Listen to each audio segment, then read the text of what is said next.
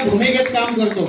मी काल 1000 किलोमीटरचा प्रवास करून आलोय, पण मी हे नाही विचार केला मी घरी बसणार, मी दमलो असेल, मी थकलो असेल. माझा कार्यकर्त्यांनी पण आजपासून तेच ठरवायचंय की मी दमलोय रे, अजून कुठं निवडणूक जाहीर झाली.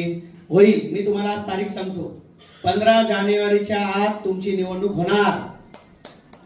31 जरी सरकारने सांगितलं सुप्रीम कोर्टाने, पण मी तुम्हाला सांगतो की 15 जानेवारीला तुमची निवडणूक लागणार. म्हणजे तुमची आचारसंहिता कधी लागणार? 13 जानेवारीच्या 13 डिसेंबरच्या 28 दिवसाची कालची जी प्रेस झाली निवडणूक आयोगाची, नगरपालिका नगर परिषद 28 दिवस त्यांना आचारसंहिता आहे. हे तुम्ही समजून घ्या. म्हणजे दिवस दिवसेंदिवस कमी होत चालले.